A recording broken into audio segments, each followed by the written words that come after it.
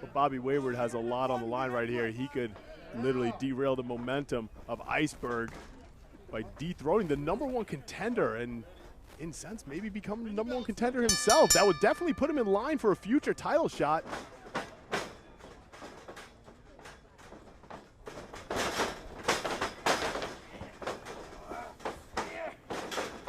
Waist lock.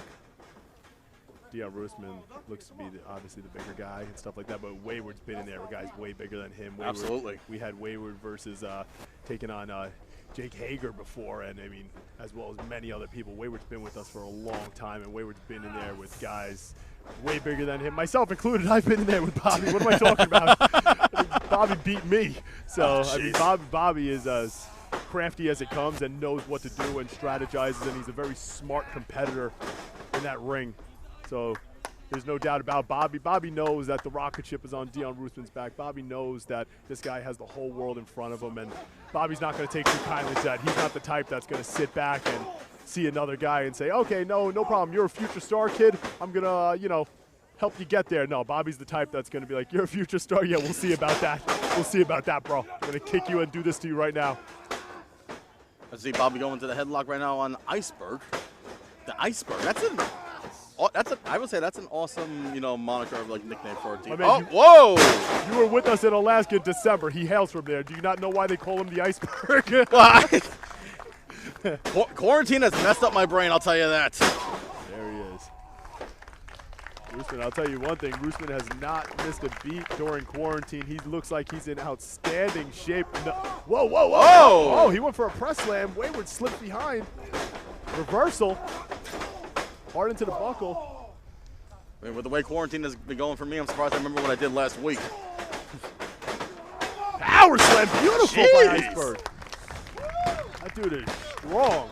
For those that don't know, a little bit of backstory on Deonn Rusman. Deonn Rusman actually relocated fairly recently from his hometown of Wasilla, Alaska, to further his training over in Iowa with Seth Rollins and his school over in Davenport.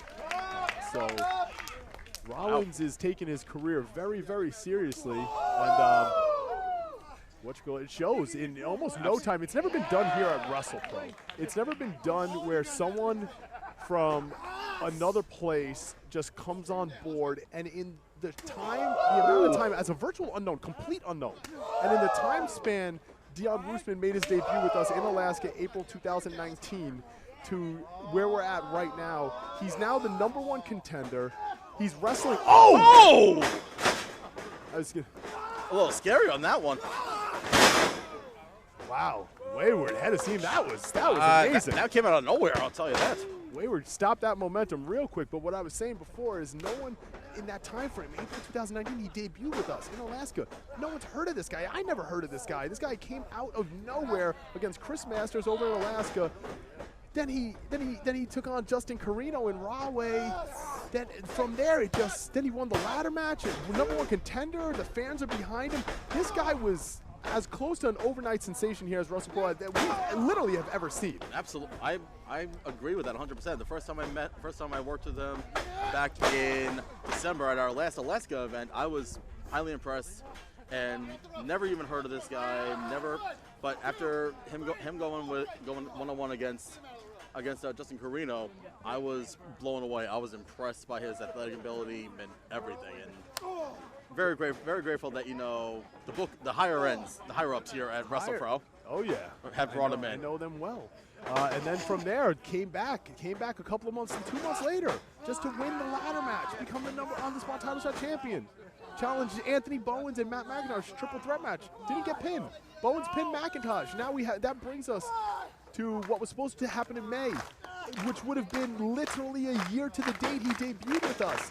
But due to quarantine and everything else, the pandemic, we now push the show September. He goes against Anthony Bowens for the Gold Championship. In a little over a year's time, this guy went from unheard of to #1 contender to now, of all places, he probably would have never dreamt this, wrestling for the belt in his hometown, home city of Wasilla.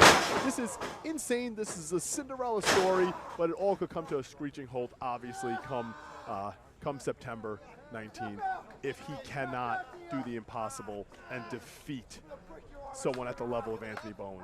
Absolutely.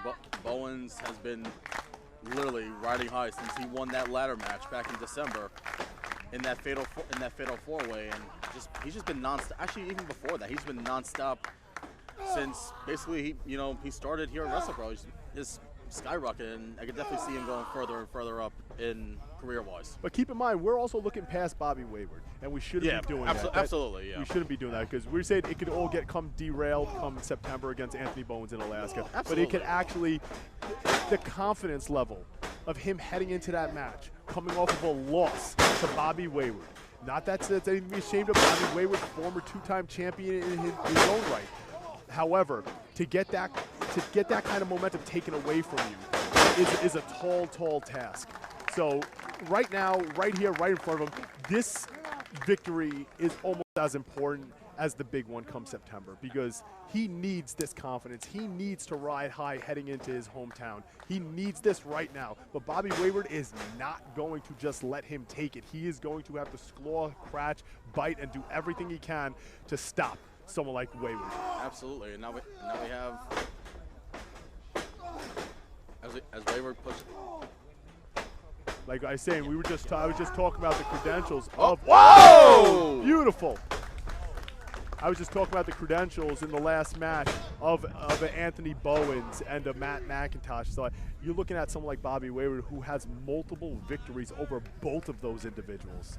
Bobby Wayward is no joke. He's literally defeated. He's defeated Dan Moff. You rattle off the upper echelon of the WrestlePro roster. Bobby Wayward holds a victory over pretty much all of them. Absolutely. And I think it works better in his advantage because he knows the ins and outs of them very well. So he knows their weaknesses. He knows what to avoid.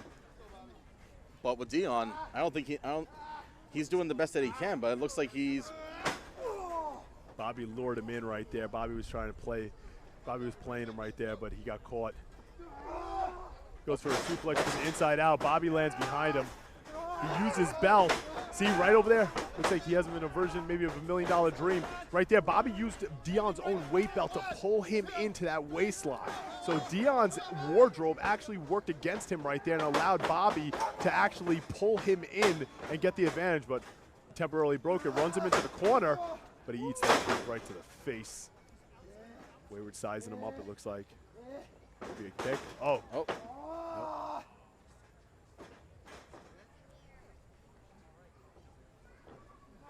Down.